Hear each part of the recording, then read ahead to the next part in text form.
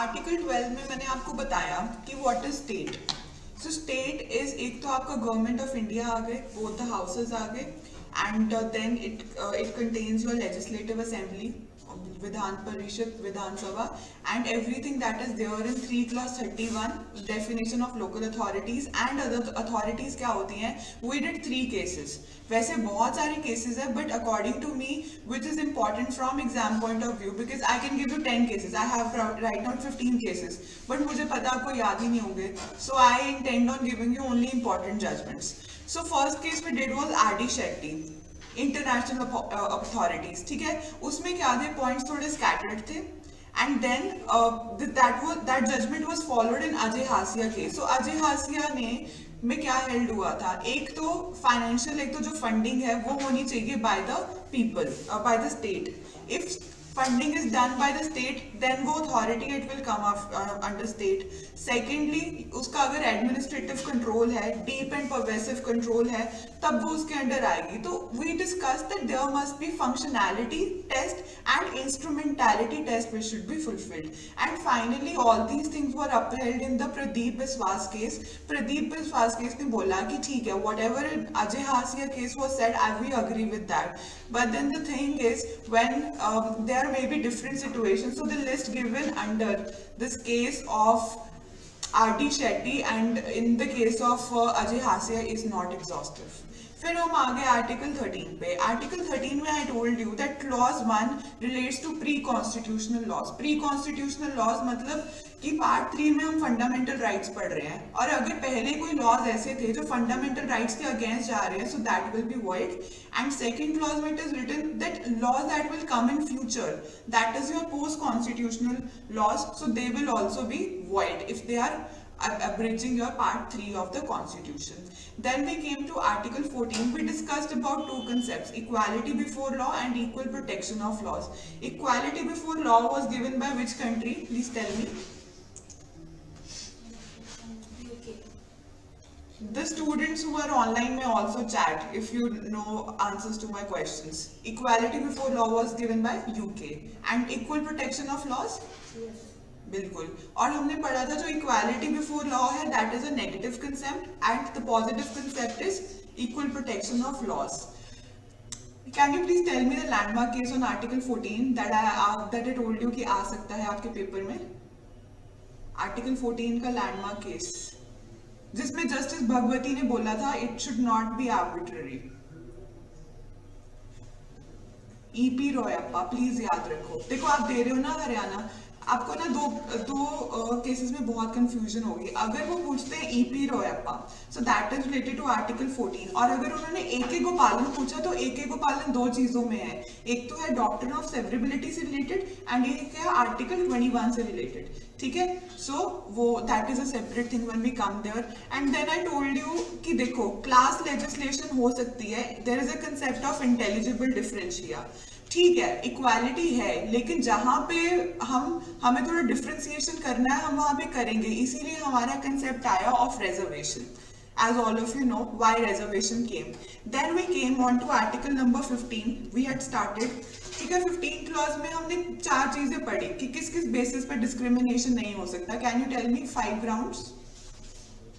Religion, race, sex and place of birth. तो बोल रहे हैं कि स्टेट इन 5 ग्राउंड्स पे डिस्क्रिमिनेशन नहीं करेगा। एंड सेकंड क्लॉज ये है कि फर्स्ट में तो लिख दिया कि आप डिस्क्रिमिनेशन नहीं करोगे, एंड सेकंड जो क्लॉज है ना वो कह रहा है कि ना ही सिटीजन और ना ही स्टेट डिस्क्रिमिनेट करेगा। Like if you are going to a temple, if you are going to any public place or any place that is a public place and it is maintained by state, so in that case also you will not go, nobody can stop you, right? And 3 मैंने बताया 15 clause 3 is very important. What was it?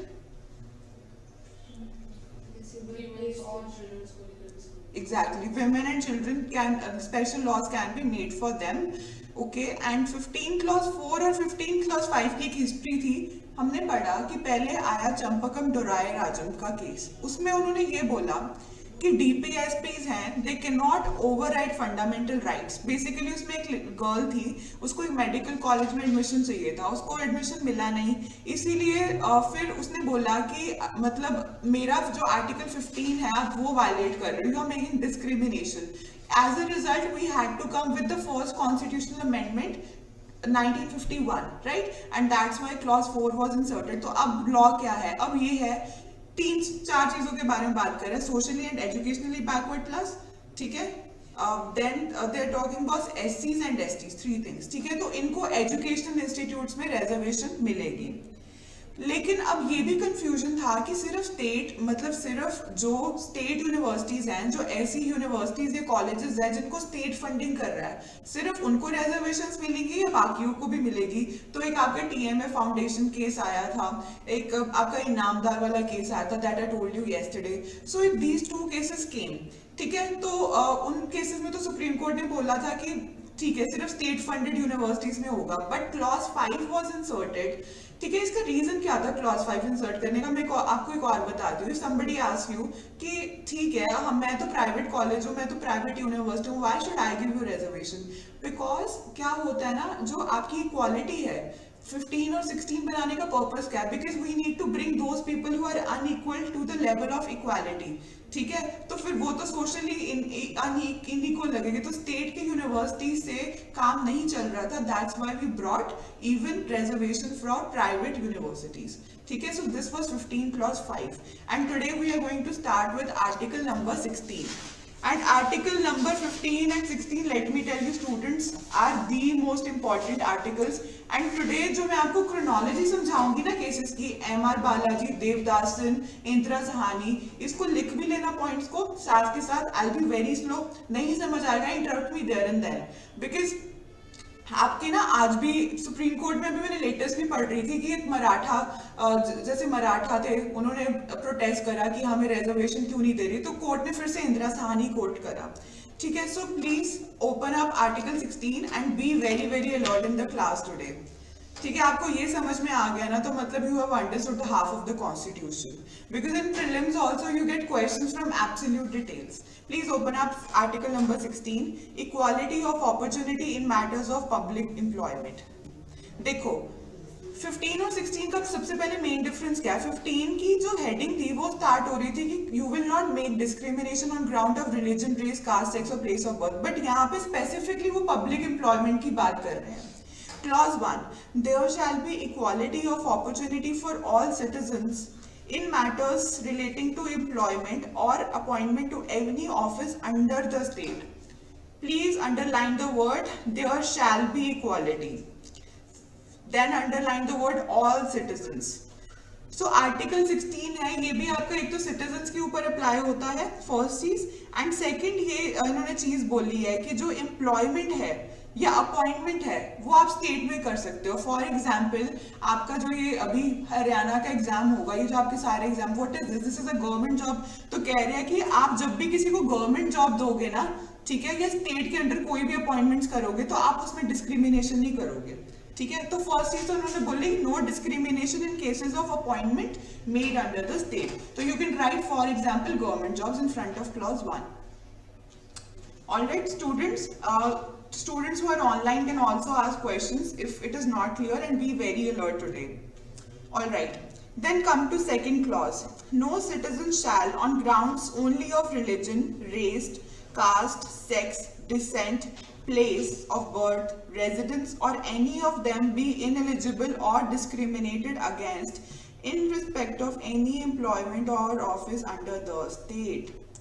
See, dekho, all the grounds are same. See what grounds are same? They have mentioned religion also, they have mentioned race, caste, sex, ठीक है, place of birth also they have mentioned. अब इनमें दो चीजें additional आ गई और ये आपका प्रीलिम्स का क्वेश्चन बन जाता है, that is your descent and residence. Descent का मतलब क्या है? डिसेंट मतलब आपका ओरिजिन क्या हुआ, जैसे आपके पुरट कौन थे, डिसेंट मतलब है ना, उसको डिसेंट बोलते हैं कि आपका ओरिजिन कहाँ से होता है, इसका मतलब है डिसेंट। और रेजिडेंस के बेस पे भी डिस्क्रिमिनेशन कर सकते हैं, मतलब रेजिडेंस के बेसिस पे भी आप डिस्क्रिमिनेशन नहीं कर सकते। आप ये नहीं बोल सकते कि जो महाराष्ट्र वाले लोग हैं they are more educated than the people who are living in Chandigarh, ठीक है। तो आप रेजिडेंस के बेस पे भी कोई डिस्क्रिमिनेशन नहीं कर सकते हो। तो this is a very important के two things, descent and residence को हाईलाइट कर लो, ठीक है।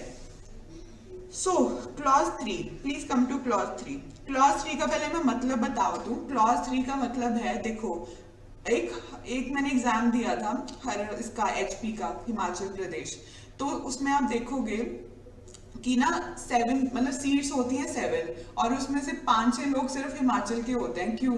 क्योंकि कहते हैं कि जो आपके लोकल रेजिडेंट्स है ना, आप उसके लिए रिजर्व कर सकते हो seats. Where is it written? It is written under clause 3, ठीक है। तो हम कई बार क्या करते हो, जैसे आप फॉर एग्जाम्पल अगर आपने किसी कॉलेज में एडमिशन लिया होगा, ठीक है, जैसे एक कॉलेज है यहाँ पे, I don't remember the name of the college, ठीक है, तो बहुत सारे कॉलेजेस है, वो कहते हैं अच्छा आप चंडीगढ़ से बिलोंग करते हो, अगर आप चंडीगढ़ से बिलोंग करते हो तो हम आपको प्रेफरेंस देंगे, फिर बाद में उनको पूछेंगे। तो ये डिस्क्रिमिनेशन नहीं है, ठीक है। क्लॉज 2 में तो लिख दिया कि रेजिडेंस के बेस पे डिस्क्रिमिनेशन नहीं कर सकते, बट क्लॉज 3 कहते हैं कर भी सकते हो। See please read clause 3।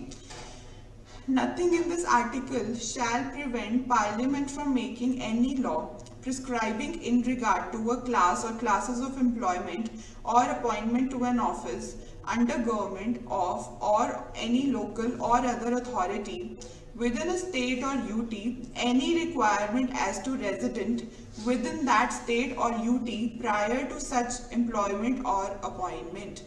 Please underline the words any requirement as to residence within state or UT, ठीक है। सो कह रहे हैं कि आपकी एम्प्लॉयमेंट या अपॉइंटमेंट से पहले, ठीक है, जो ये मतलब स्टेट एग्जाम है जैसे HPSC है, ये कोई भी एग्जाम है, ये डिस्क्रिमिनेट कर सकते हैं। Yes they can do.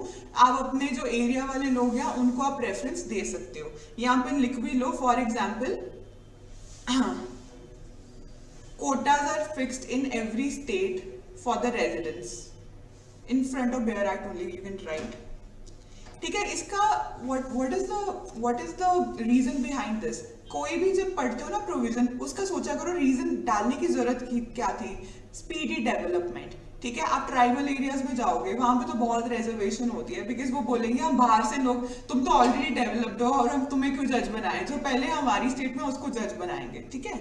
So clause 4, please come to clause 4, very very important clause. Nothing in this article shall prevent the state from making any provision for reservation of appointments or posts in favor of any backward class of citizens, which in opinion of state is not adequately represented in the services under the state. Please underline the words backward class of citizens and then not adequately represented. देखो अब इसको लेके बहुत ज्यादा confusion था, मतलब supreme court में हर जगह पार्लियामेंट में बहुत कंफ्यूजन था कि ये एक्चुअली बैकवर्ड क्लास होते कौन है, हम रिजर्वेशन किसको दें। तो अभी तक तो क्या था, देखो यहाँ पे they are writing backward class of citizens not adequately represented. When I was teaching you Champakam Dorairajan, I told you कि जो मतलब वो मद्रास कॉलेज था, उन्होंने बोला कि देखो क्लॉज 4 में लिखा है कि कोई भी जो बैकवर्ड क्लास है अगर वो एडिक्वेटली रिप्रेजेंटेटेड नहीं है तो हम उनको रिजर्वेशन दे सकते हैं। इसीलिए हमें क्लॉज 4 और क्लॉज 5 बनाना पड़ा। चलो ठीक है, वो तो एजुकेशनल इंस्टीट्यूट्स, अगर आपको किसी यूनिवर्सिटी या कॉलेज में एडमिशन चाहिए उसके लिए तो क्लॉज 4 क्लॉज 5 सफाइस कर दिया। But what about public employments, what about jobs that you are aiming for, you are aiming to become an IAS officer, you know an ADA, whatever, जो भी government jobs होती है, तो उसका क्या। इसलिए बहुत कंट्रोवर्सी थी, ठीक है। तो 4 लैंडमार्क केस हैं, वैसे तो इंदिरा साहनी सबसे लैंडमार्क है जो हम आज की डेट में फॉलो करते हैं। Please write down a case, MR Balaji versus, नहीं ये कुछ नहीं है, अभी बस सोच लो कि ये अलग चीज है। I will tell you what is it. State of Mysore 1963, please note it down in your notebooks. 1963 Supreme Court.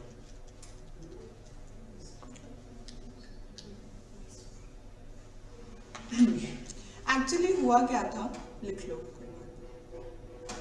हुआ क्या था, देखो, जब चंपकम डोरायर राजम आया और पीएमए फाउंडेशन वाले केस आए, जो भी सारी मतलब क्लॉज 4 बन गया ना, तो it open the gate for reservations. अब सारे लोग रेजर्वेशंस मांगने लग गए, और जो कॉलेजेस और यूनिवर्सिटीज थी, इन्होंने अपनी रेजर्वेशंस और बढ़ा दी। तो इस केस में क्या हुआ था, there was an engineering college, ठीक है, in this case there was an engineering college, इन्होंने अपनी 68% सीट्स रिजर्व कर दी थी, ठीक है। तो जो मतलब ये ओबीसी, एससीज और एसटीज के लिए ना, इन्होंने 68% सीट्स रिजर्व कर दी थी, ठीक है। तो अब जो जनरल क्लास वाले थे वो बोलने लग गए, तो हमारे लिए तो सिर्फ 32% सीट्स बची ना, you are giving reservation, 68% reservation you are giving, and 32% seats तो हमारे लिए बची है। Then this case went to supreme court, ठीक है। सुप्रीम कोर्ट ने बोला it is a constitutional fraud. For the very first time they use the word constitutional fraud, ठीक है।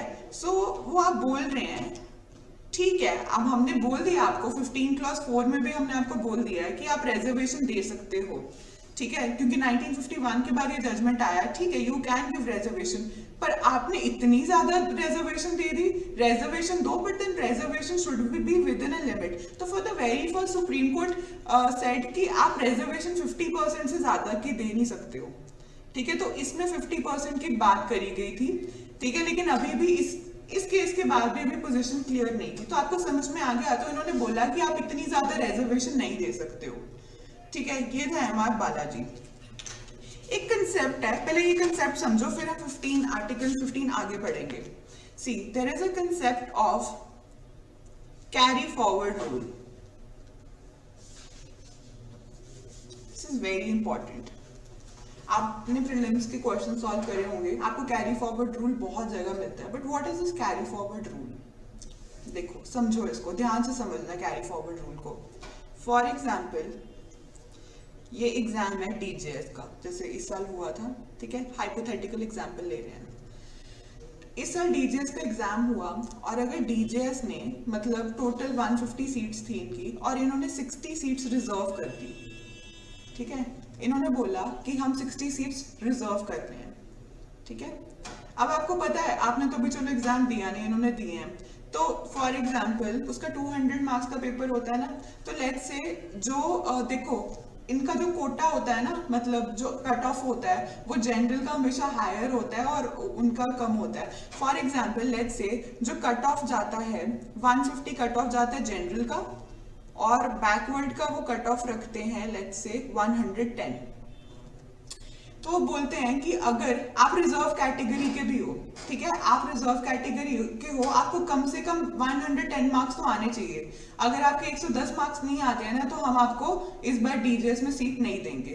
तो 60 सीट्स रिजर्व थी, लेकिन हुआ क्या, अब ये जो कैंडिडेट्स थे, मतलब वो रिजर्व कैटेगरी में से ये सिर्फ 20 कैंडिडेट्स क्वालिफाई कर पाए, और फाइनली जजेस भी बन गए लेट्स से। तो जो 20 कैंडिडेट्स थे ना, तो इस साल क्या हुआ, सिर्फ 20 सीट्स फिल करी गई, तो इसका मतलब 40 अनफिल्ड रह गई, ठीक है, 40 सीट्स वर अनफिल्ड। तो अब होता क्या है, अब एक्चुअली होता पता क्या है, कि अगर आपने 60 सीट्स रिजर्व करी थी और फिर 40 फिल हुई हैं, तो रह गई कितनी, मतलब और भी अभी हमें सीट्स करनी है। तो इसलिए अब जब नेक्स्ट ईयर डीजेएस का एग्जाम होगा ना, तब आप ये बाकी की सीट्स फिल कर देना, ठीक है, समझ आया? देखो क्या हुआ, थोड़ी मैथ्स है इसमें, पर इसका एक रीजन है, जब पढ़ेंगे आपको क्लियर होगा।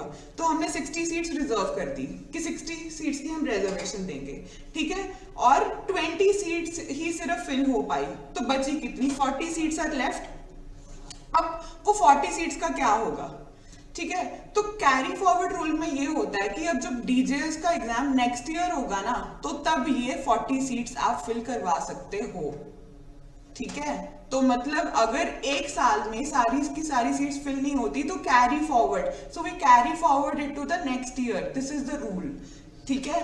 तो अब इसको लेके भी बहुत कंफ्यूजन थी। एक्चुअली ये केस था, इस केस का नाम लिख लो, Devadasan versus Union of India 1964।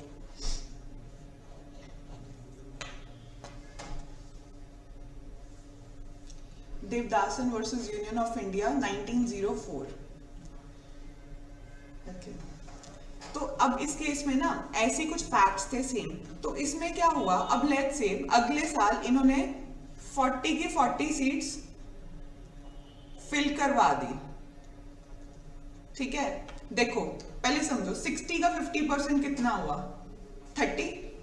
तो एक्चुअली अब इस केस में सुप्रीम कोर्ट ने बोला कि आप सिर्फ 50% सीट्स ही कैरी फॉरवर्ड कर सकते हो, उससे ज्यादा नहीं कर सकते, क्योंकि फिर जो जनरल वाले हैं उनके लिए तो कितनी कम बचेंगी ना।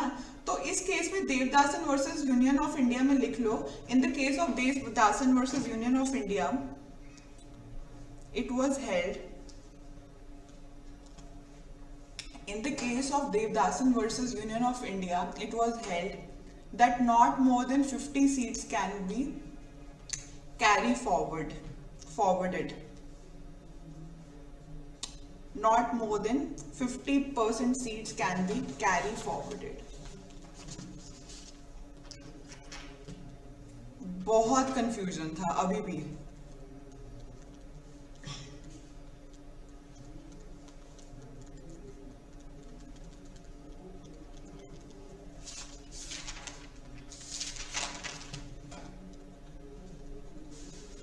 Please write down Indira Sahani versus Union of India 1992, 9 judge bench judgment, Supreme Court.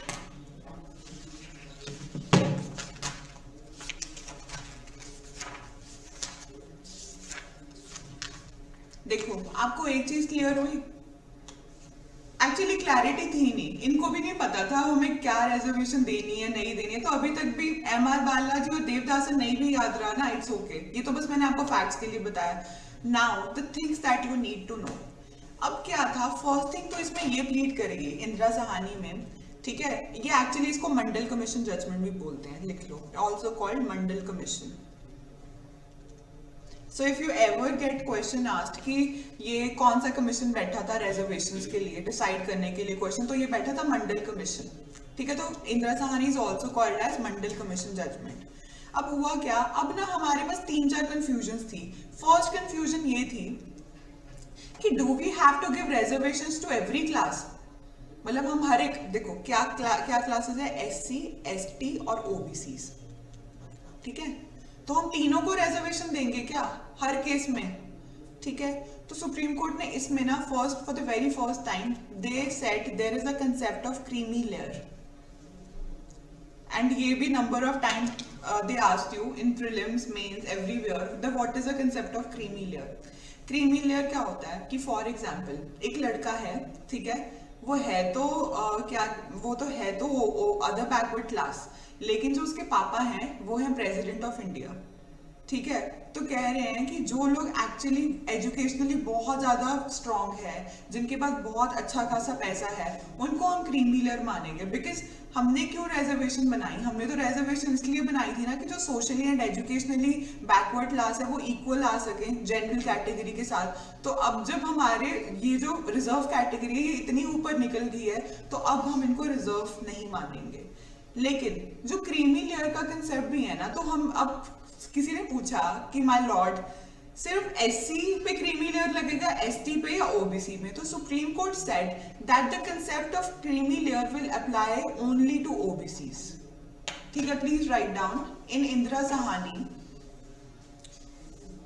this is point number 1. In Indira Sahani case, it was held by the Supreme Court that the concept of creamy layer will apply only to other backward classes.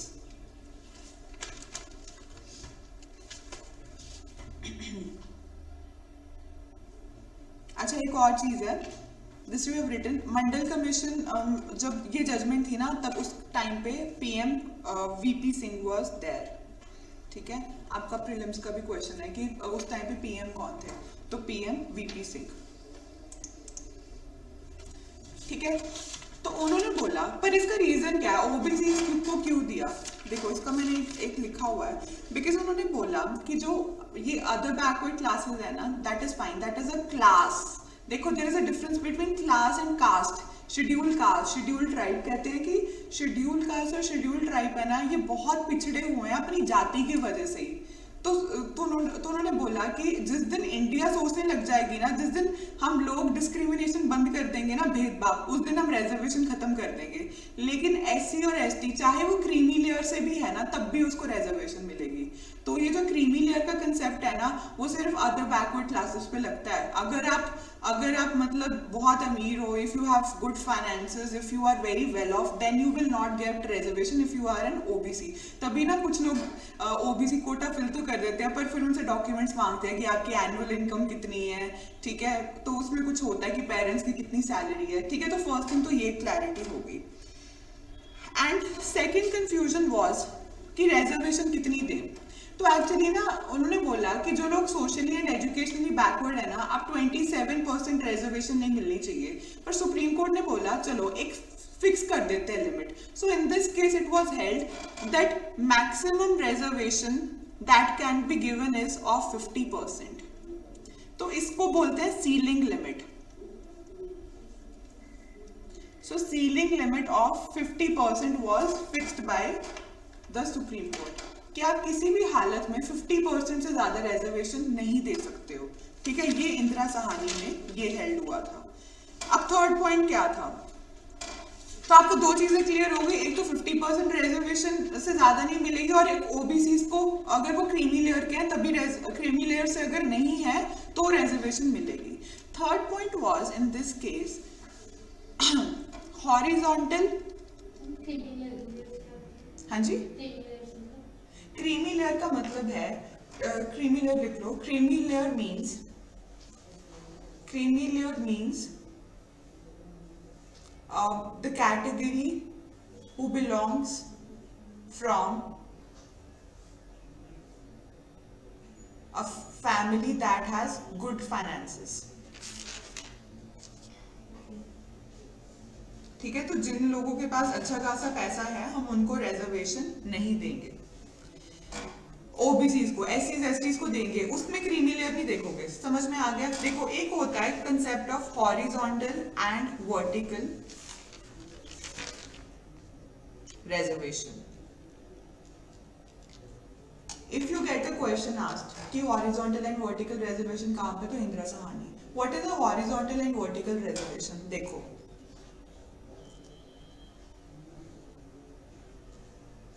This is SC ST OBCs, ठीक है। इनको बोलते हैं vertical reservation, क्योंकि ऐसे ये vertical line में आ रहे हैं ना।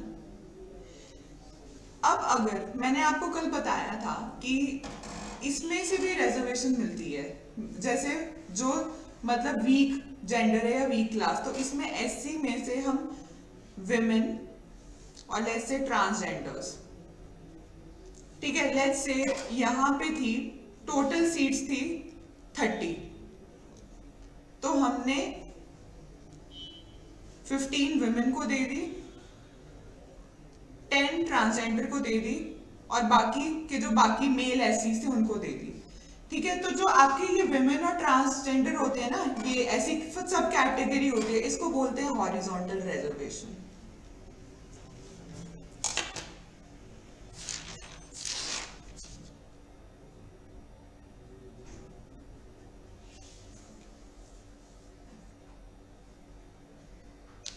तो एक्चुअली ना बहुत कंफ्यूजन था कि मतलब ऐसे क्यों कर रहे हैं हम, ठीक है। पहले आप लिख लो, वर्टिकल रिजर्वेशन समझ में आ गया। वर्टिकल रिजर्वेशन यानी कि एससी एसटी एससी, ये तो जो कैटेगरीज हैं, तो जो सब कैटेगरीज है ना आगे, उसको बोलते हैं हॉरिजॉन्टल रिजर्वेशन। फिर आगे जाके क्या हुआ, एक केस आया, let me see if I missed anything else.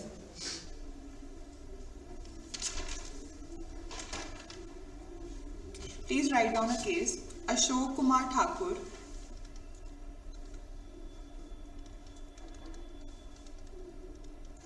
versus Union of India. This was a fight judgment.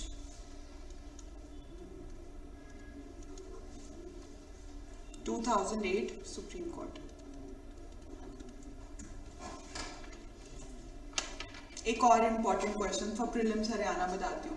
If they ask you in which case was the article 15 clause 4 and 15 clause 5 were upheld, तो अशोक कुमार.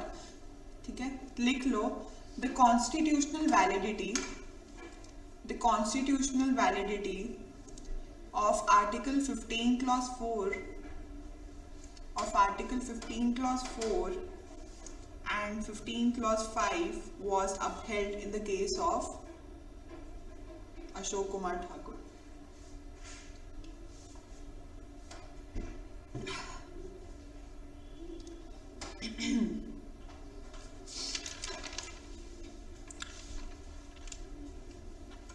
एक और case है, but अभी मैं आपको बताऊंगी इन cases में क्या हेल्ड हुआ है. पहले आप लिख लो M Nagaraj versus Union of India 2006 Supreme Court 5 जज बेंच.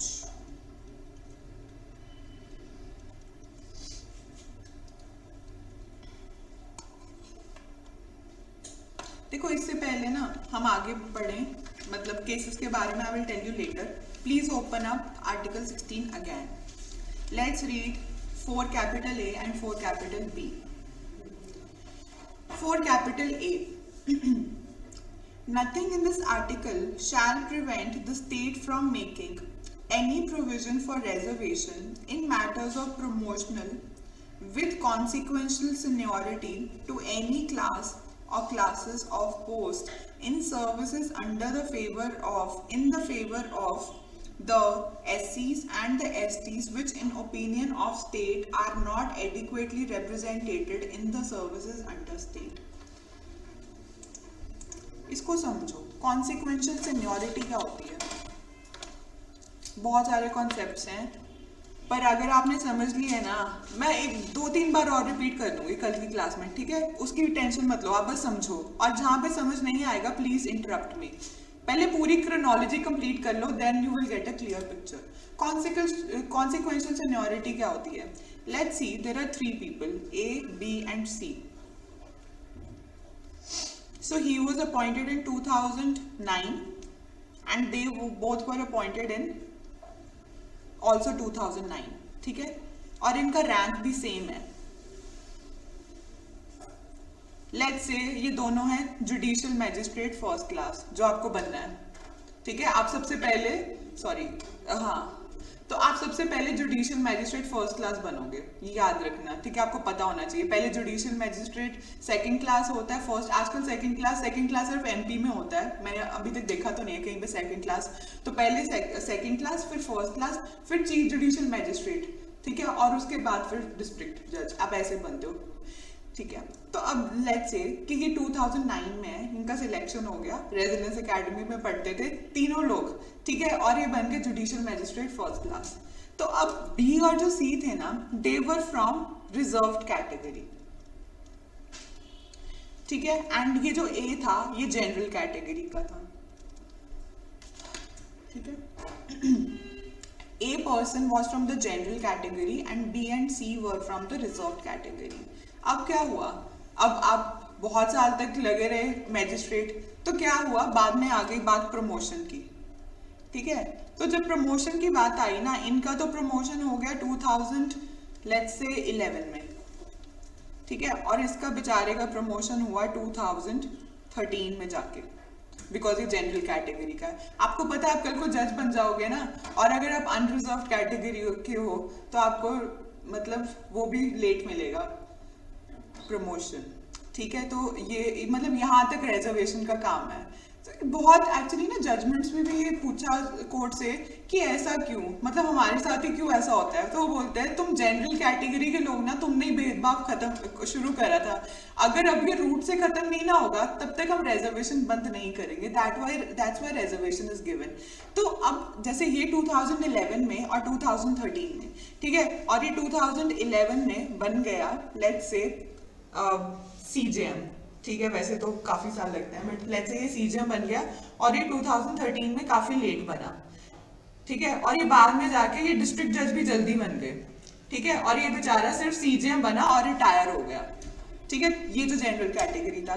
तो अब क्या हुआ, तो अब जो ये 2001 में बी और सी बने थे ना, इनफैक्ट अब देखो जब रिटायर हो जाओगे ना आपको रिटायरमेंट बेनिफिट्स मिलते हैं, और आपको retirement benefits also you get as per your you get retirement benefits as per your post.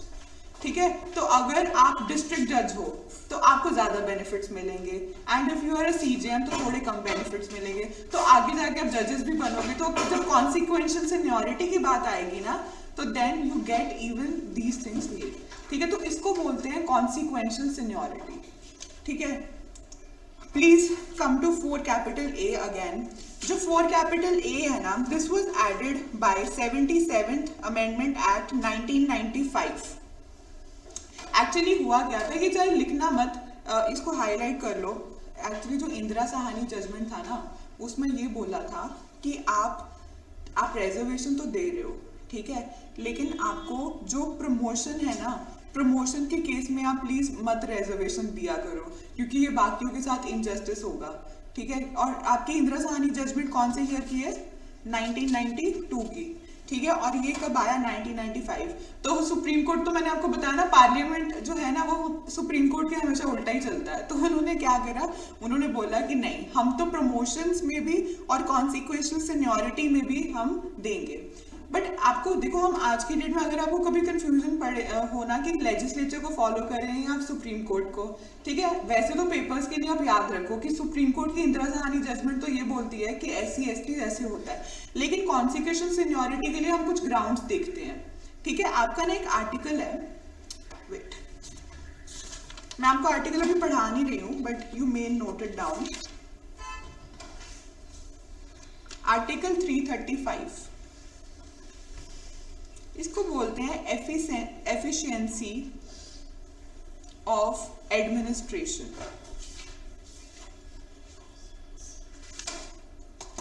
Efficiency of administration. Actually Indira Sahni में ये बोला सुप्रीम कोर्ट ने, ठीक है आप रिजर्वेशंस दे रहे हो, अब दो, पर बोल रहे हैं कि जब आप रिजर्वेशंस देते हो ना, तो आप ये भी देखो कि आप जिन लोगों को आगे जाके मतलब जज बना रहे हो, ठीक है, या फिर IAS ऑफिसर्स बना रहे हो, जस्ट बिकॉज वो रिजर्व कैटेगरी के लिए हैं इसीलिए आप उनको रिजर्वेशन ही दे दोगे। तभी मैंने आपको कट ऑफ वाली बात बताई। ठीक है, अगर रिजर्व कैटेगरी का कट ऑफ मतलब जनरल कैटेगरी का 150 कट ऑफ गया, ठीक है, तो उनका 110 गया, रिजर्व थोड़ा कम जाता है, लेकिन वो फिर 110 आप क्वालिफाई करो, तो ये कहाँ से चीज आती है? ये आर्टिकल 335 से ये चीज आती है। एक तो था एफिशिएंसी ऑफ एडमिनिस्ट्रेशन, लेकिन इसको निगेट करने के लिए भी उन्होंने प्रोवाइजो डाल दिया कि हमें कोई फर्क नहीं पड़ता, हम तो रिजर्वेशन देंगे, तो वो कोई चीज मानते नहीं है। लेकिन फिर भी सुप्रीम कोर्ट ये कहती है कि जब आप रिजर्वेशन देते हो तो आप कट ऑफ देखा करो, ठीक है, कि वो तभी तो उनकी भी तो मेंस होती है, उनकी भी तो इंटरव्यू होती है, ऐसे क्यों नहीं जज बना देते हर एक रिजर्व कैटेगरी को। ठीक है, so you will see efficiency of administration. ठीक है, और एक और चीज इंदिरा साहनी में हेल्ड हुई थी। अच्छा वेट, अब मैं आपको बता रही थी Ashok Kumar Thakur versus Union of India and ये, अब ये जो आपका M नागराज का केस था ना, मैंने आपको M नागराज लिखवा दिया। ठीक है, तो पहले आया आपका इंदिरा साहनी, फिर आया आपका M नागराज। तो M नागराज में ना बड़ी कंट्रोवर्सी थी। पहले 14B पढ़ो फिर M नागराज पढ़ते हैं, नहीं तो समझ नहीं आएगा। ठीक है, तो 4A याद रखना, 4A को कैचअप रूल भी बोलते हैं। ठीक है, कैचअप रूल भी बोलते हैं, क्योंकि कैचअप ये होता है ना कि वो इकट्ठे आए और वो कैच कर गया, मतलब अगले साल मतलब जल्दी बन गया जज, तो इसीलिए उसको कैचअप रूल भी बोलते हैं 4 कैपिटल A को। 4 कैपिटल B में आ लो एक बार। Nothing in this article shall prevent the state from considering any unfilled vacancy of a year which are reserved for being filled up in that year in accordance with any provisions for reservation made under clause 4 or 4 capital A as a separate class of vacancies to be filled up in any succeeding year or years, and such year of vacancies shall not be considered together with the vacancies of the year in which they are being filled up for determining the ceiling of 50% reservation on total number of vacancies of that year। तो वो बोल रहे हैं, जैसे मैंने आपको बताया ना कि जो डीजेस का फॉर्म आपने फिल करा, ठीक है, और क्या हुआ कि आज तो मतलब थोड़ी जैसे 60 सीट्स थी टोटल, ठीक है, 60 सीट्स थी टोटल डीजेएस में, ठीक है, और 40 सीट्स फिल्ड रह गई, अनफिल्ड रह गई, मतलब 20 फिल हो गई, 20 फिल हो गई उसी साल में, लेकिन 40 सीट्स रिजर्व नहीं हुई। तो अब 60 का 50% कितना हुआ, मतलब इसका हाफ तो 30 हुआ।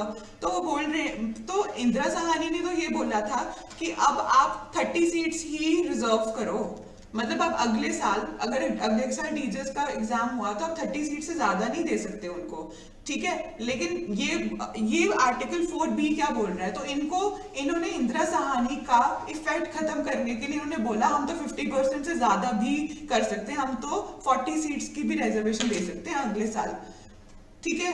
तो देखो क्या हुआ, पहले मैं आपको बता देती हूँ, थोड़ा रिपीट करती हूँ, अभी आप आए हो, ठीक है। तो हमने क्या पढ़ा, अभी बहुत खिचड़ी पक गई होगी, है ना।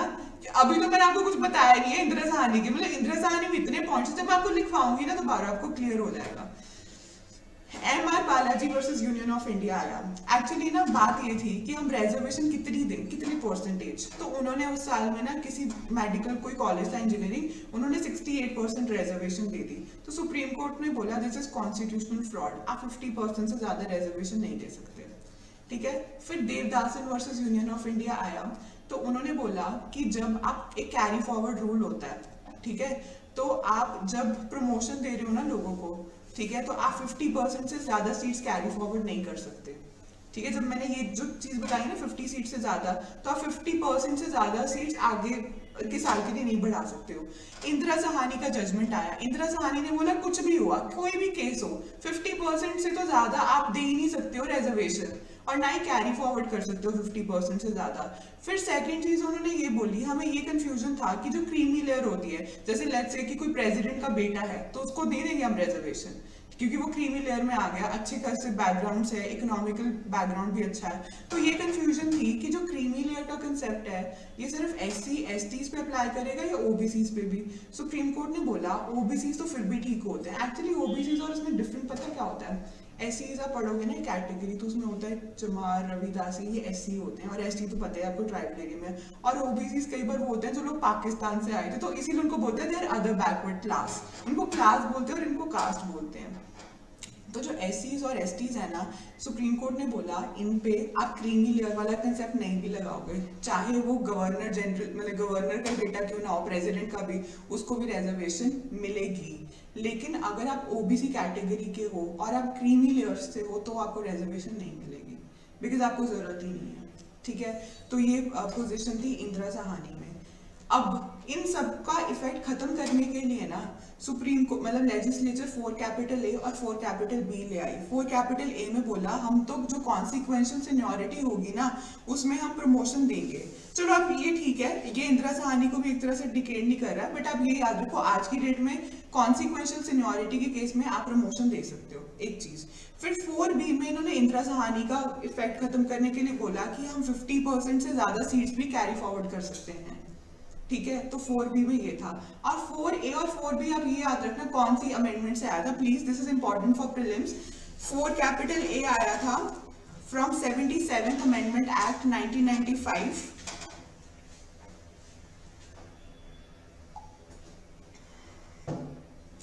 एंड आपका जो 4B आया था, this came from 81st amendment act.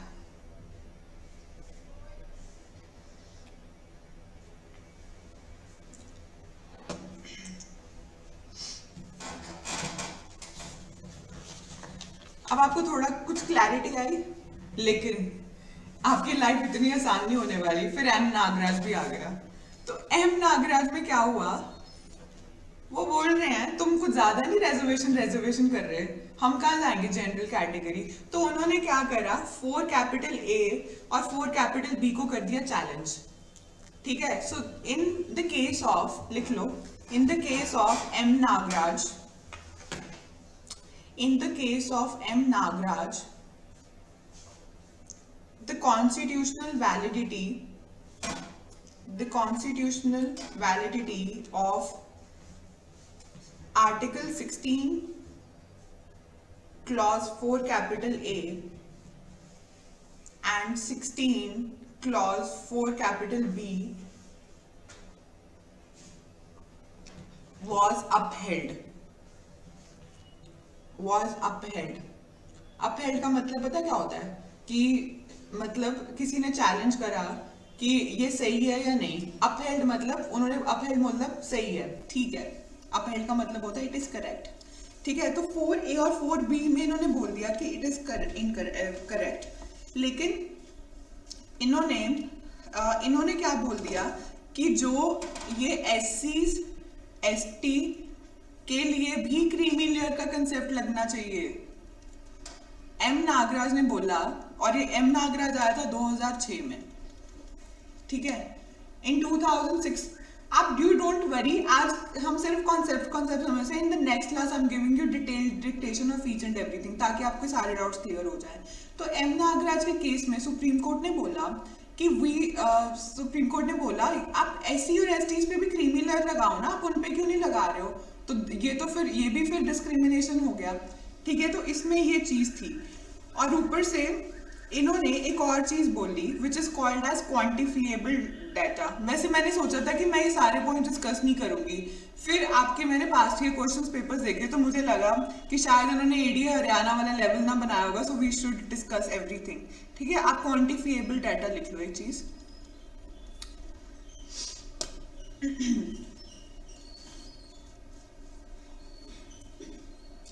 तो इस केस में ये बोला गया एम नागराज के केस में, ठीक है, 50% रिजर्वेशन दे दी, मान लिया हमने, उनकी बात मान ली सुप्रीम कोर्ट की, इंदिरा साहनी की. लेकिन हमें क्वांटिफिएबल डाटा चाहिए. क्वांटिफिएबल डाटा यानी कि अब स्टेट ये बताएगी कि आपने किस बेस पे रिजर्वेशंस दिया, कि वो वाकई SCs या STs थे या वो ऐसी कर रहे थे, क्या वो सच में प्रमोशन डिजर्व करते थे या नहीं. तो अब इन्होंने बोला कि हमें क्वांटिफिएबल डाटा चाहिए. तो ये इंदिरा साहनी में ये क्वांटिफिएबल डाटा वाली चीज नहीं थी. इनमें बोल रहे हैं कि हमें स्टेट से पूरा डाटा चाहिए, और अगर इन्होंने डाटा नहीं दिया तो फिर जुडिशरी इंटरफेयर करेगी और जुडिशरी बोलेगी कि अपना डाटा दो. तो एम नागराज में ये सारी चीजें हुई. इसीलिए बाद में फिर से एक और केस आया, अशोक कुमार जैन लिखा ना, फिर से लिखो, Ashok Kumar Thakur versus Union of India.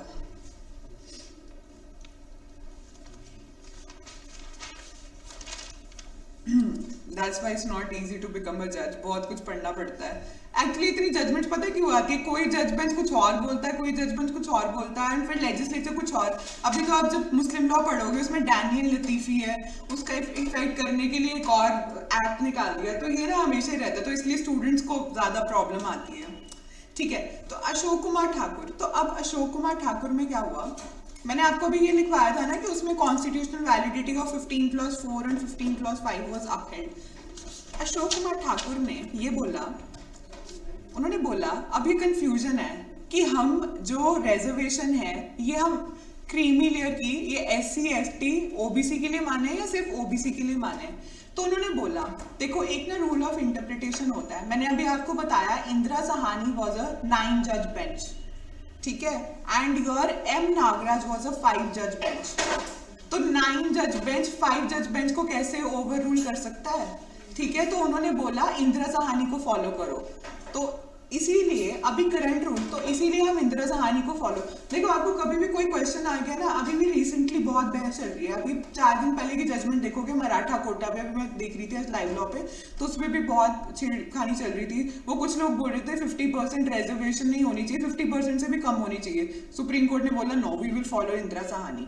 ठीक है, तो इस केस में अशोक कुमार ठाकुर के केस में उन्होंने बोला that reservation should be given to other backward classes by keeping in mind creamy layer,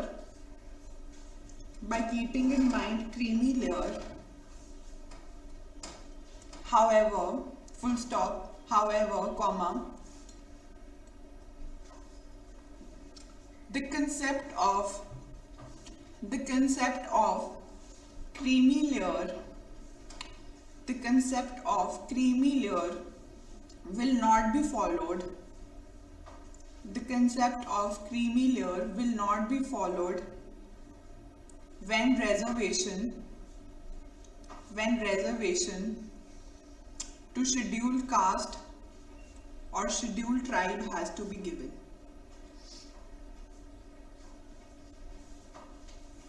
Scheduled caste and scheduled tribe is to be given. Okay अब एक और कंफ्यूजन था, यहीं पे आपकी तसल्ली नहीं होगी।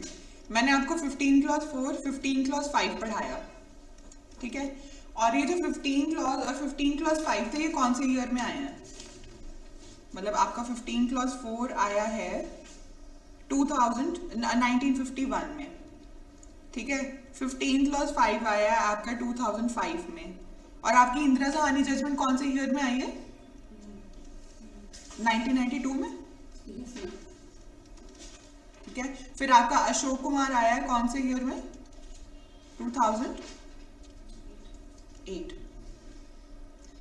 देखो एक और कंफ्यूजन था, उन्होंने बोल दिया कि आर्टिकल 16, यानी कि जब हम गवर्नमेंट जॉब दे रहे हैं, ठीक है, ध्यान से सुनो, जब हम गवर्नमेंट जॉब दे रहे हैं with respect to article 16, Indira Sawhney ने तो आर्टिकल 16 की बात करी है ना, जब आप किसी को गवर्नमेंट जॉब दे रहे हो, ठीक है, तब तो ये एससीज और ओबीसी क्रीमी लेयर वाला कंसेप्ट फॉलो होगा, ठीक है, बट ये चीज तो इसमें बोली नहीं गई है। 15 क्लॉज 4 तो हमारा 1951 में आ चुका था, ठीक है, और 15 क्लॉज 5 बाद में आया है इंदिरा साहनी के बाद 2005, और इंदिरा साहनी ने आर्टिकल 15 की भी कोई बात नहीं करी थी, तो बहुत कंफ्यूजन था। तो उन्होंने बोला Ashok Kumar Thakur versus Union of India के केस में सुप्रीम कोर्ट सेड, लिखो ये भी लिख लो पॉइंट एक पर,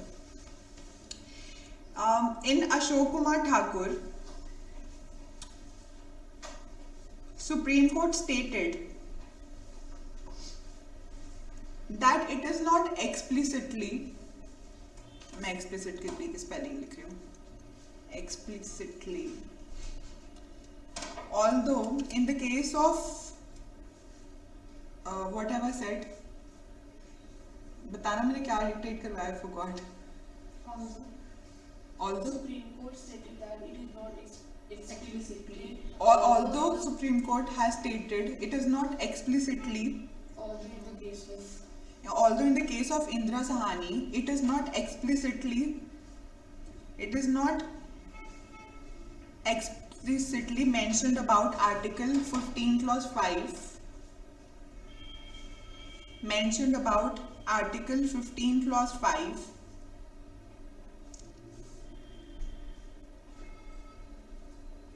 but still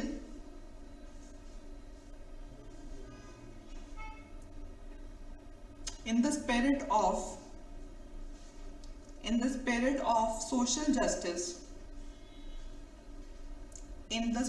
social justice,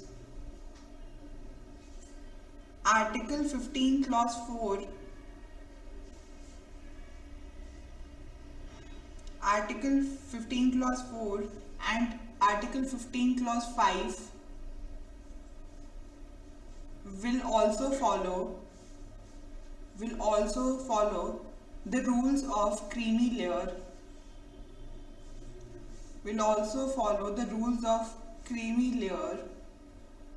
as given in Indira Sahani.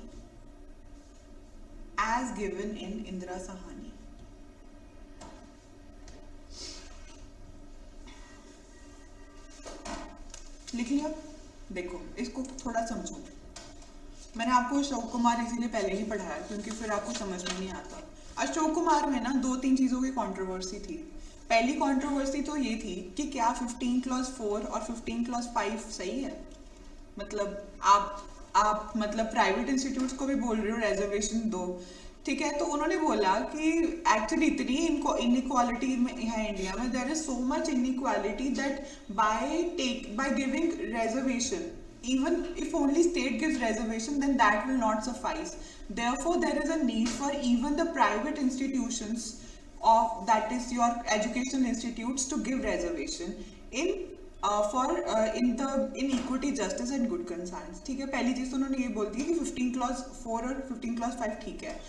और फिर अब ये कंफ्यूजन था कि इंदिरा साहानी तो बाद में मतलब पहले आ गया है, 15 क्लॉज 5 बाद में आया और 15 क्लॉज 4 पहले से आ गया है। तो उन्होंने बोला नहीं, देखो in the spirit of justice U should respect judiciary. 9 जज बेंच था ना इंदिरा साहानी, तो इसीलिए 9 जज बेंच को फॉलो करते हुए, ठीक है, हम रूल्स ऑफ इंटरप्रिटेशन लगा के हम 15 क्लॉज 4 और 15 क्लॉज 5 में भी यही रूल होता है। तो basically the crux is that जो आपके एजुकेशनल इंस्टीट्यूट्स होंगे ना, कॉलेजेस या यूनिवर्सिटीज, भले प्राइवेट हैं या भले ही नॉन मतलब एडेड बाय स्टेट हैं, तो उसमें भी जो एससीज और एसटीज होंगे उन पे क्रीमी लेयर नहीं अप्लाई करेगा और ओबीसीज पे अप्लाई करेगा।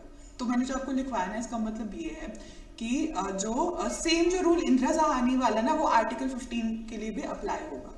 ठीक है, तो अब हमारा फाइनल चीज क्या है? एक मिनट, हाँ एक और चीज है इसमें ना, क्लॉज इसमें ये भी अशोक कुमार ठाकुर में एक और क्वेश्चन बनता है प्रीलिम्स का कि जो सेक्युलरिज्म का concept was also challenged, that this is anti secularism, how can you give so much reservation. ठीक है, दिस इज गोइंग, मतलब प्लीज रीड अ प्रीएम्बल, उसमें लिखा है कि सेक्युलर होना चाहिए। तो कोर्ट ने बहुत एक ब्यूटीफुल चीज बोली, मैं एक मिनट पढ़ती हूँ, लाइंस लिखने की जरूरत है, सुन लो। तो supreme court said that the society is divided into religious lines and to promote fraternity we have provisions in constitution, and similarly like religious secularism, caste based secularism is also one of the constitutional goals। कहते हैं जब आप word secular पढ़ते हो ना, तो आप सिर्फ रिलीजन को मत देखो, आप कास्ट को भी देखो। तो वो भी तो एक सेक्युलरिज्म के अगेंस्ट ही है, आप मतलब वो भी एक धर्म के अगेंस्ट जा रहा ना, जाति में आप मतलब वो कहते हैं ना, you are believing in caste, अब जाति पाति में डिफरेंस कर रहे हो, तो ये भी तो सेक्युलरिज्म का ही मतलब you are going against the concept of secularism. तो कास्ट सेक्युलरिज्म की पहली बार बात करी गई थी in the case of anti this Ashok Kumar Thakur. ठीक है, so please write down one line.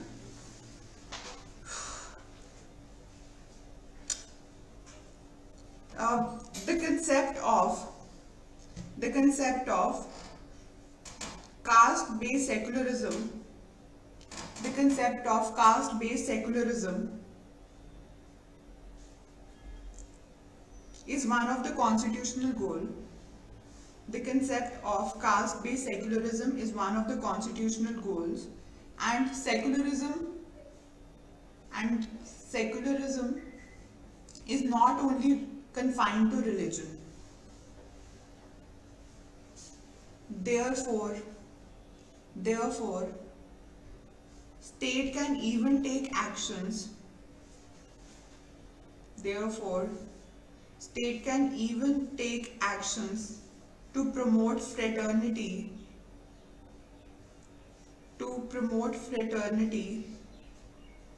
in such a way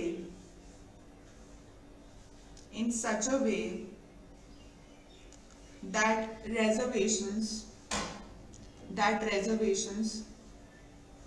can be given even to private institutes. In the private institutes, can be even given in the private institutes. That reservation can be even given in private institutes. Okay?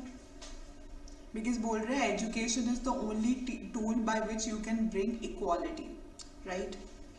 So Indira Sahani, so okay, so basically these things are over. तो अभी हमारा current position क्या है? देखो अभी कुछ भी होगा ना, what is the current position? Wait. So the current position is that we are following Indira Sahani. ठीक है, करंट पोजीशन ये है 50% से रेजर्वेशन नहीं देनी है, सीलिंग लिमिट 50% है अभी भी, एंड प्लस क्रीमी लेयर का कंसेप्ट है, ये सिर्फ ओबीसीज पे अप्लाई होता है, एससीज और एसटीज पे अप्लाई नहीं होता। बस ये राम कहानी बहुत बड़ी थी, मैं इतना भी बता सकती थी, बट आपको फिर समझ नहीं आता कि रेजर्वेशन क्यों। समझ आ गया सबको? Next class I will give you dictation, but now please come to clause number 5. Okay. Nothing in this article shall affect the operation of any law which provides that the incumbent of an office in connection with the affairs of any religious or denominational institution or any member of the governing body thereof shall be a person professing a particular religion or belonging to a particular denomination. कुछ समझ में आया?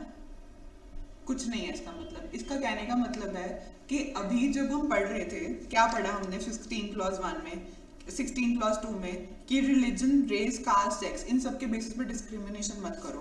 पर बोल रहे हैं जहाँ पे सवाल आ जाता है रिलीजियस डिनोमिनेशन को लेके, या फॉर एग्जाम्पल एक आचार्य जी हैं, उनको पंडित जी हैं, बेसिकली आचार्य जी हैं, उनको हमने मंदिर में मतलब रखना है, उनके लिए भी एक पोस्ट होती है, जैसे उनको सारे मंत्र पढ़े होने चाहिए, Bhagavad Gita and all that. मैंने सुना था कहीं पे ये सब उन क्राइटेरिया फॉलो करते हैं.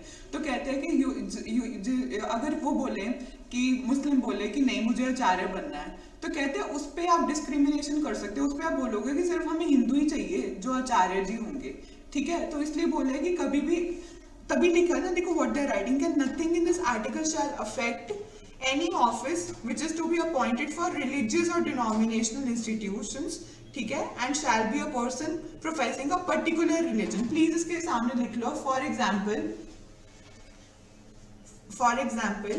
if acharya is to be appointed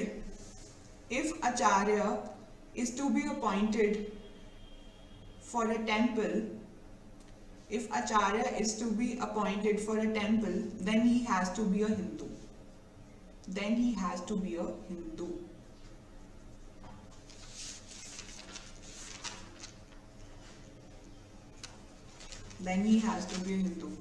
एक सजेशन देती हूँ आपको, अब घर जाके ना फालतू की YouTube वीडियोस और बुक्स मत पढ़ना, आपका दिमाग खराब हो जाएगा. बिकॉज इंदिरा साहनी, एम नागराज और बहुत चीजें बोली थी, बट आपको पेपर पॉइंट ऑफ व्यू से सिर्फ ये याद रखना है, ठीक है. अब आ जाओ आर्टिकल 17 पे. Abolition of untouchability. Untouchability is abolished and its practice in any form is forbidden. Please underline the word any form and वहाँ पे लिख लो prelims. The enforcement of any disability arising out of untouchability shall be an offence punishable in accordance with the law.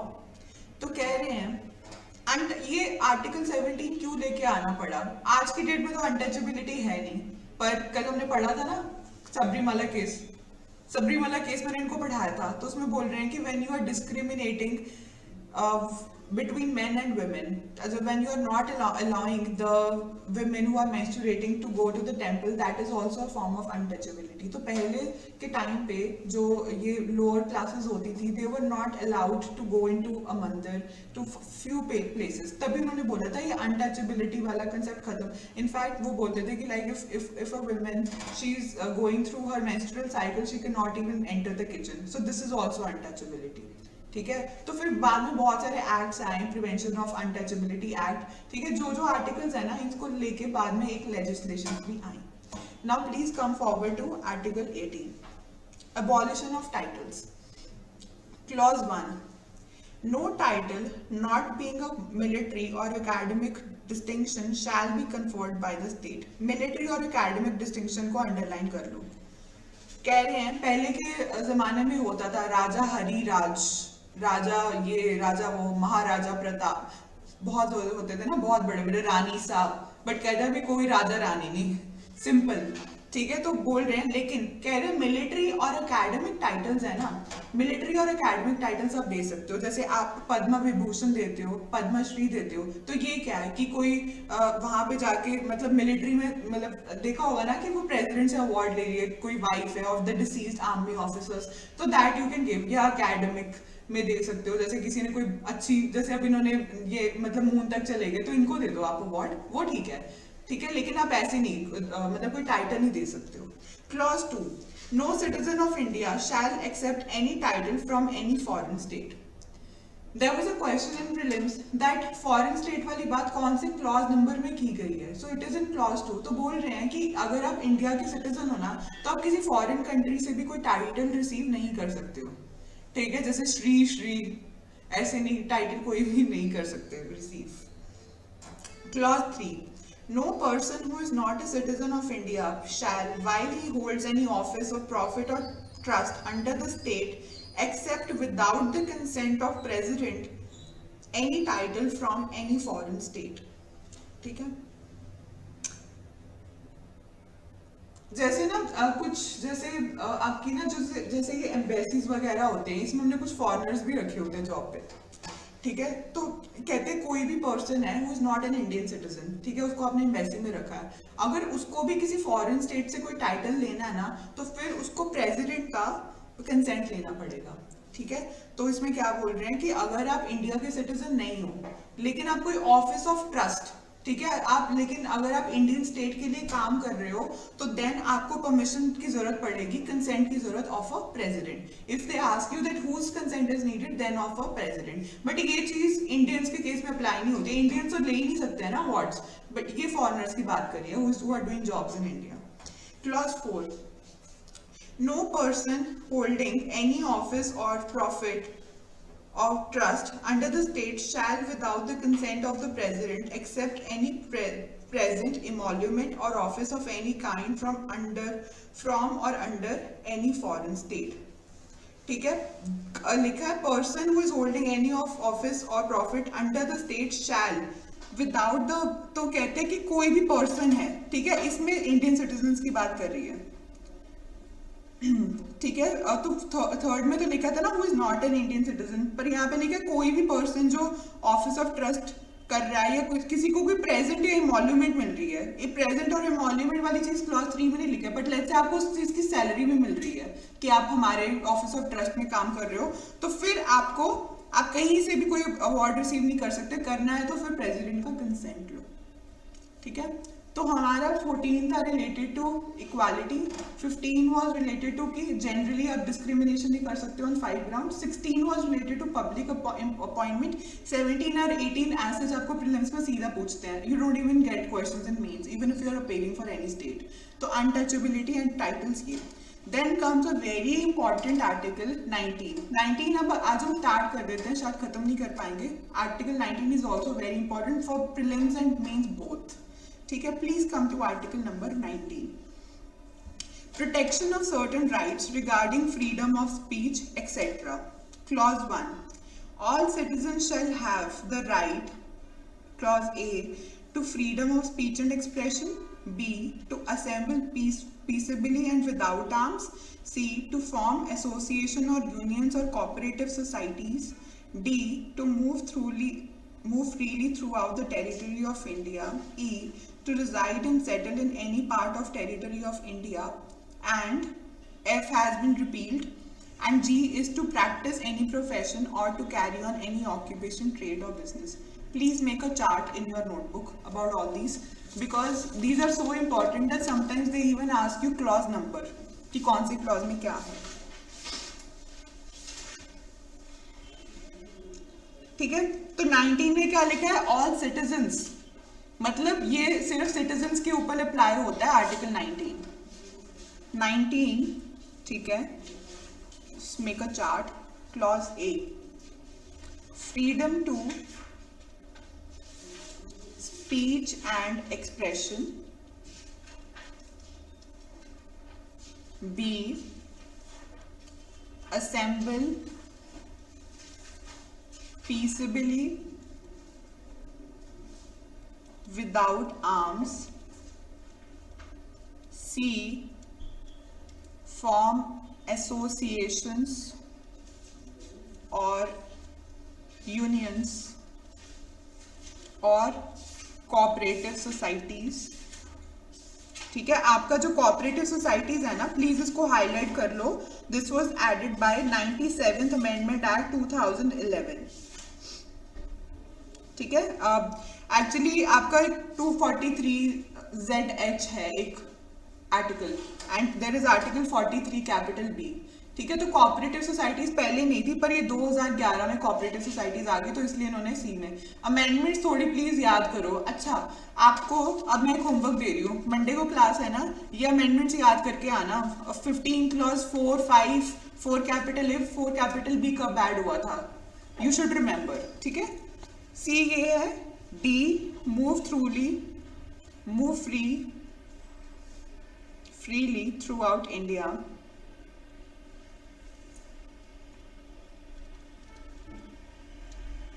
E, reside and settle. F, repealed. ठीक है, ये था पहले आपका right to property. Right to property please याद रखो कौन सी अमेंडमेंट से आया था, 44th constitutional amendment act 1978। I don't know why this happens in this weird feature। ठीक है, और जी है प्रोफेशन को प्रैक्टिस करना, मैं बस प्रोफेशन लिख रही हूँ। ठीक है, freedom to speech and expression, freedom to speech and expression लिख लिया। Freedom to speech and expression मैंने आपको बताया था पहले जब मैंने फर्स्ट क्लास आपकी स्टार्ट करवाई थी, तो इसका मेंशन कहाँ पे है, लाइक एक्सप्रेशन का वर्ड?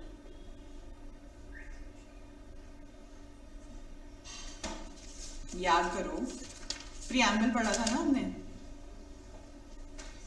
लिखा था ना liberty of thought, expression, belief, faith and worship. तो वो इन्होंने ये चीज अब 19 में भी ऐड कर दी, freedom of speech and expression. हम एक डेमोक्रेटिक कंट्री में रहते हैं, ठीक है, जब भी कभी आंसर लिखो freedom of speech and expression के रिगार्डिंग पहले तो डेमोक्रेसी के बारे में मेंशन कर देना और प्रियम्बल के बारे में, अगर जब मेंस आंसर राइटिंग करोगे तो फर्स्ट थिंग्स वुड बी कि we are a democratic country, ठीक है, मेरा राइट है to vote as per my choice, ठीक है।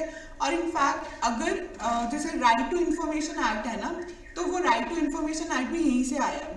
जैसे अगर फॉर एग्जाम्पल मैं किसी के लिए वोट कर रही हूँ फॉर अ कैंडिडेट, तो मेरे पास ये राइट टू इंफॉर्मेशन है कि मैं उसके बारे में, उसका पूरा क्रिमिनल रिकॉर्ड सारा कुछ उसका देखूं कि इसका बैकग्राउंड क्या है, कहीं ये क्रिमिनल तो नहीं था, ठीक है, तभी तो फिर उसको 10 शेड्यूल में जाके हम एंटी डिफेक्शन लॉज में डाल देते हैं। तो ये freedom of speech and expression आपका डेमोक्रेसी वर्ड से निकल के आता है, ठीक है, लेकिन इसकी कुछ रिस्ट्रिक्शंस है, इट इज नॉट एब्सोल्यूट, ठीक है। Freedom to speech and expression के लिए प्लीज क्लॉज 2 पे आ जाओ। सीधा ये पहले अंडरलाइन कर लो word reasonable restrictions, clause 2। Clause 2 में word please underline reasonable restrictions. Then they are writing on the exercise of the right conferred by the state in the interest of sovereignty, integrity. Sovereignty and integrity were added by which amendment? 16th Amendment Act 1963, ठीक है, नीचे देखो sovereignty and integrity बाद में add किए गए।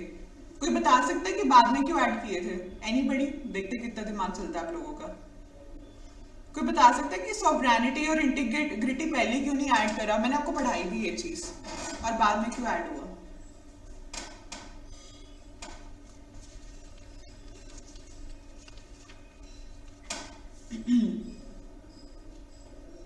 चलो रहने दो, होमवर्क है, बताना मुझे बाद में। तो ये 16th अमेंडमेंट एक्ट 1963 से आया। Then they are writing the word security of state, friendly relations with foreign states, public order, decency or morality, or in relation to contempt of court, defamation or incitement to an offense। देखो clause A में लिखा कि आपका right तो है कि आप अपना एक्सप्रेस करो राइट, आपने जैसे करना है you can express yourself, but then it is subject to reasonable restrictions. Reasonable restrictions मतलब ये आप पे पाबंदियां ये वाली लगाई भी जा सकती हैं रिस्ट्रिक्शंस, ये आपका एब्सोल्यूट राइट नहीं है। So if somebody asks you that is freedom to speech and expression your absolute right, no, because clause 2 में they are writing reasonable restrictions can be imposed. See, why have they written sovereignty in and integrity? अब कुछ लोग है ना, जैसे आप newspaper में पढ़ा होगा, खासकर 2019-20 में ना, ये बहुत जो टुकड़े टुकड़े गैंग ना भारत के टुकड़े टुकड़े कर देंगे, ठीक है, तो वो क्या है? तो आप, मेरे पास राइट है, अब मैं चाहूँ तो मैं गवर्नमेंट के अगेंस्ट जा सकती हूँ, ठीक है, पर मैं इस लेवल के अगेंस्ट नहीं जा सकती कि मैं बिल्कुल मतलब पूरी इंडिया के अगेंस्ट ही जा रही हूँ ना मैं। तो ये this is against sovereignty and integrity. कहते हैं आप ये नहीं बोल सकते कि मेरा freedom to speech and expression, तो कुछ भी बोलते रहो। तो कोई भी चीज़ सॉवरेनिटी एंड इंटेग्रिटी को अफेक्ट कर रही है ना, you can not do that thing. And secondly they are writing security of state friendly relation with foreign states. अब जैसे हमारे अगर foreign relations let's say USA के साथ अच्छे हैं, ठीक है, और आप मीडिया में हो, आपका जो right to freedom to media है ना, जैसे मीडिया के जो राइट्स है वो भी क्लॉज ए में आते हैं, उसके लिए हम केस लॉस करेंगे। तो अब जो मीडिया है, अब ये नहीं है कि वो यूएसए ट्रम्प के बारे में कुछ भी फालतू का पोस्ट करते रहे, जैसे मतलब ऐसे नहीं कर सकते हो, बिकॉज हमारे नहीं तो रिलेशंस खराब हो जाएंगे वो वाली कंट्री के साथ, ठीक है। Security of the state. अच्छा, जैसे जब आर्टिकल 370 का अबॉलिशन हुआ था ना, आर्टिकल 370 का, जैसे जम्मू एंड कश्मीर पे अभी सारे लॉस लगते हैं, आपको पता ही है 2019 से, तो उस टाइम पे ना कुछ कम्युनिटीज थी, मतलब वहां पे वो कह रहे थे कि वो एक्चुअली वो ये कहते हैं कि we don't consider ourselves to be part of India, ठीक है। तो वो बोलते हैं कि हम नहीं चाहते कि हमारे, क्योंकि उनके वजह से ऊपर जैसे आईपीसी नहीं लगता था, ब्रिनबीर पीनल कोड लगता था पहले, तो उन्होंने बोला कि we don't want to be governed by this everything all the laws. तो और उन्होंने क्या करा, उन्होंने आर्म फोर्सेस तक पे भी अटैक कर दिया था लोगों ने। तो बोल रहे हैं कि आप अपना, ठीक है, आप अपोज करो गवर्नमेंट को, आपको नहीं पसंद आर्टिकल 370 का एब्रोगेशन, आप नई लॉज अप्लाई करवाना चाहते हो, okay, but you can not go to this extent कि आप जो सिक्योरिटी है या पब्लिक ऑर्डर है आप उसको अफेक्ट कर रहे हो, ठीक है। तो इसीलिए वो रिस्ट्रिक्शंस हैं। Then they writing the word public order, decency, morality. देखो, मोरालिटी और डिसेंसी पे ना कुछ सेक्शंस हैं, यहाँ पे लिख लो, read with section 292, 293 and 295 capital A IPC, and then with this read with 95 and 96 of CrPC. I am not here to teach you IPC और सीआरपीसी, मैं फिर भी एक बार जस्ट बता देती हूँ ये सेक्शंस का क्या है। एक्चुअली 292, 293, 295 कैपिटल ए कहता है कि कोई भी ऐसा बुक, पैम्फलेट या कोई भी चीज, मैगजीन आप ऐसी पब्लिश नहीं करोगे जिसमें कोई ऑब्सीन चीज है जो न्यूडिटी को प्रमोट कर रही है, ठीक है। उसमें एक जैसे सेक्शन है, उसमें लिखा है कि जो 20 ईयर्स से नीचे बच्चे हैं, अगर उन्होंने फॉर एग्जांपल आपने कोई ऐसी चीज डाली बहुत vulgar, and if he reads that thing और उसकी माइंड को अफेक्ट कर दिया, then you will be punished. तो ये आईपीसी में सेक्शंस ये लिखे हैं, and this is read with this article 19, ठीक है। तो freedom of speech and expression तो है, लेकिन इस एक्सटेंट का नहीं है कि आप ऑब्सीन चीजें कुछ पोस्ट करोगे। लेकिन और 95 और 96, ठीक है, आपके प्रीलिम्स में पिछली बार, या पता नहीं पिछले से पिछली बार ये क्वेश्चन आया था कि कौन रोक सकता है, तो फोरफीट कौन कर सकता है, फोरफीट कर सकती है आपकी स्टेट गवर्नमेंट। अगर स्टेट गवर्नमेंट को लग रहा है कि ये कोई न्यूज़पेपर है, ये बहुत ऐसी ऑब्सीन चीजें, वल्गर चीजें पोस्ट कर रहा है, तो आपकी जो स्टेट गवर्नमेंट है वो उसको फोरफीट कर सकती है, यानी कि उसको रोक सकती है कि बस अब तुम न्यूज़पेपर पब्लिश नहीं करोगे इतने टाइम के लिए। कोई कितना टाइम पीरियड दिया हुआ उसमें, 2-3 मंथ्स का है शायद, है ना। तो 95 में लिखा है कि जो स्टेट गवर्नमेंट है वो आपका फोरफीट कर सकती है, और 96 में ये दिया हुआ है कि फिर बाद में हाई कोर्ट के पास अब जाओ तो आप उनसे ये क्वाश करवा सकते हो ऑर्डर। तो 2 मंथ्स का टाइम पीरियड होता है कि आप, मतलब है ना, तो 2 मंथ्स के अंदर अंदर आप हाई कोर्ट के पास जा सकते हो, ठीक है। इसके ऊपर ना एक केस भी है, लिखो, Ajay Goswami versus Union of India,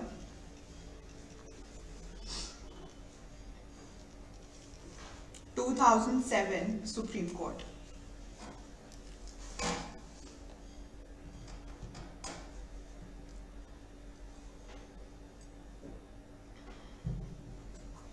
लिख लिया। इस केस में क्या हुआ,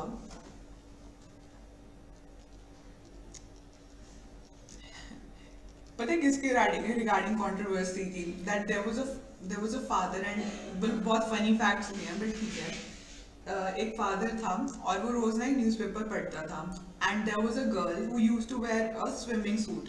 तो उसकी पूरी हर रोज को पिक्चर्स आती थी विद स्विमिंग सूट्स, ठीक है। और वो बोलता था कि why she not wearing full dress, why she wearing a swimming suit, ठीक है। एंड कई बार उसमें आती थी, वही न्यूज़पेपर में आती थी वो चीज़, हाँ, like there is a mother, she is feeding her child, ठीक है। तो मदर फीडिंग, 2 चीज़ों के रिगार्डिंग कॉन्ट्रोवर्सी थी। तो उसने ना जाके केस फाइल कर दिया, उसने बोला कि मैं तो अब तुम्हें मतलब आईपीसी के अंडर लाइबल करवाऊंगी और 95, 96 मतलब तुम फोरफीट करवा दूंगा तुम्हारा न्यूज़पेपर। तो इसमें सुप्रीम कोर्ट ने बोला, and he said that it is polluting the mind of my son, ठीक है, how can you post such things in newspaper. तो सुप्रीम कोर्ट ने बोला, grow up, like you can't say such things, बोला है कि you have to become a very active reader, you have to develop a culture of responsible reading. ठीक है, तो इसमें बोला था सुप्रीम कोर्ट ने that you have to develop the culture of responsible reading.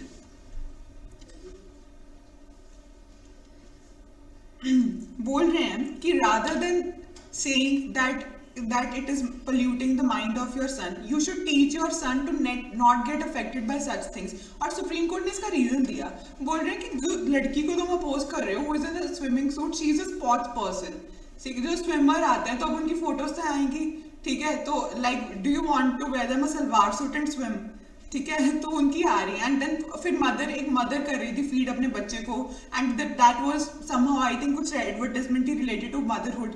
So is it when it comes to social issues और issues like that, you can not say कि it is polluting the mind of my son और it is vulgar. It is not vulgar. तो इस case में Supreme court ने बोला था नहीं, इनका freedom to speech and expression है and it is not going against decency और मोरालिटी. ठीक है, तो ये इसीलिए 19 क्लॉज 2 का जो प्रोहिबिशन था वो इस पे अप्लाई नहीं हुआ था. And there was another case, this is a very famous case actually. आपने किसी ने सुना बैंडिट क्वीन के बारे में? सुना? क्या था उसमें? फूलन देवी. हाँ जी बिल्कुल. बॉबी आर्ट, ये भी केस का नाम लिखो, Bobby art international.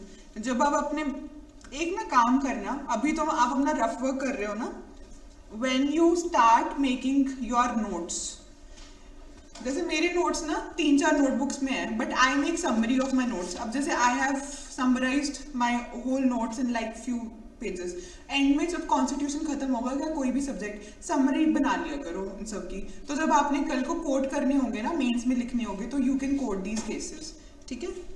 Ompal Singh 1996 Supreme Court. And please develop the heading of develop the habit of actually making summary notes. अभी तो आपको लग रहा है ना कि you will easily do it, but आप कल को देखोगे जब आपका मेंस होगा, और मेंस में आपके पता है आपके सिविल 1 लॉ 1 2 क्रिमिनल लॉ इतने सारे होते हैं ना. तो जैसे मैंने ना अपना जो CRPC है ना, I have like 6 notebooks of CRPC. I have concised in about 80-90 pages. ठीक है, क्योंकि आपके पास इतना टाइम ही नहीं होगा कि आप अभी तो आप बहुत शौक से पढ़ोगे ना, लेकिन जब आपको रिवीजन करनी होगी ना, आपके मेंस में सिर्फ 2-3 महीने होंगे, you will not be able to.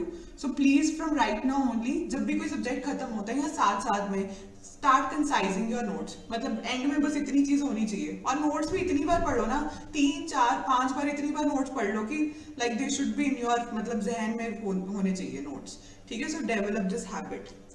Bobby Art, so this was regarding Phulan Devi, Bandit Queen.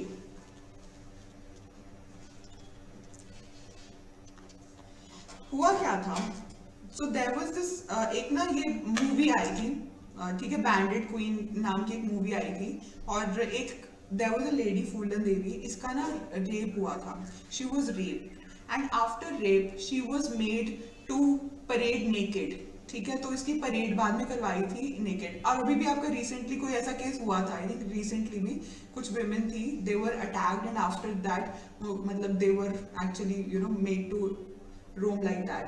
तो इसमें दिस विमेन फूलन देवी, तो इसको बोला कि you have to parade naked, ठीक है, इन दिस एरिया. तो इस पे एक मूवी बन गई. तो इसमें क्या होगा, so this women she was nude and she was naked, ठीक है, she was not wearing any clothes. तो ये केस चला गया सुप्रीम कोर्ट के सामने. सुप्रीम कोर्ट के सामने उन्होंने बोला कि आप ऐसी मूवीज कैसे बना सकते हो, the women she is naked, है ना, लाइक अब now this is polluting the mind of people and this is very vulgar, this is very obscene, you can't do it. Supreme court ने बोला. तो सुप्रीम कोर्ट ने फिर क्या करा, सुप्रीम कोर्ट ने बोला let's watch that movie. Supreme court ने वो पूरी मूवी देखी जो ये इस रिलेटेड थी फूलन देवी. तो सुप्रीम कोर्ट सेड एक्चुअली हमें एक्चुअली उन्होंने they use the word, this is not arousing our sexual desires. ठीक है. So Supreme Court said that this is not arising the sexual desires of any person, because point ये था कि people, you know, they will become like that. उन्होंने बोला actually we were feeling sympathy for that woman, कि उसके साथ कितना अत्याचार हुआ. She was tortured, she was raped brutally, and then she was, you know, फिर पूरी public के सामने ऐसे करा. तो कहते हैं अगर वो ये सब ना करते, मतलब अगर let's say वो ऐसे, so they said that this was important in this context. ठीक है. तो वो बोलते कि अच्छा फिर तो मूवी ऐसी बनाते थे. वो कहते नहीं, फिर वो जो भावना है ना वैसे सामने नहीं आती, तो दिस वाज नेसेसरी. तो उसमें भी बोला था कि नहीं, इसमें भी इनका freedom to speech and expression है, and it is not vulgar. तो ये बॉबी आर इंटरनेशनल का केस था. Then okay, I think class is about to get. बस एक चीज लास्ट याद रखना कि इसमें आपका फ्रीडम ऑफ प्रेस भी आता है. इसका एक केस लिख लो, and I I'm giving you a homework. ये घर से केस पढ़ के आना है, इसके फैक्ट्स. ठीक है. This is a very very important case.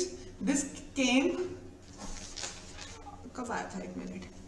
This came इन 1997. ठीक है. तो ये फ्रीडम ऑफ प्रेस के रिगार्डिंग ना इसमें बहुत डिटेल में बात करी गई थी. Bennett Coleman and company versus Union of India 1997 Supreme Court 5 जजेस बेंच.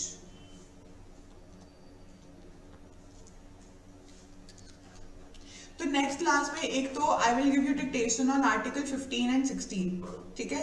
और इसके बाद हम बेनेट कोलमैन का केस डिस्कस करेंगे. तो मेरा टारगेट है नेक्स्ट क्लास में हम 19, 20, 21 और देखो 21 तक की आपकी, जैसे अब आपको केस लॉज है ना, 19 में से पूछेंगे, 21 में से पूछेंगे, 23 में भी है इनफैक्ट कुछ 20 में, हाँ 20 एंड 21, और बाकी सब है ना इसके बाद सिर्फ बैरट रीडिंग होने वाली है. और बाद में 29, 30 माइनॉरिटीज के regarding, and after that president will come. That is a very interesting portion. After this बस 30 के बाद ना कोई केस लॉस नहीं है except for article 368 and 32 habeas corpus. अच्छा, हेबियस कॉर्पस और रिट्स बहुत ध्यान से पढ़ना. ठीक है, वो भी हम पढ़ेंगे. So this is it. ठीक है. Then will meet on Monday next class. Please revise करके आना घर से. ठीक है.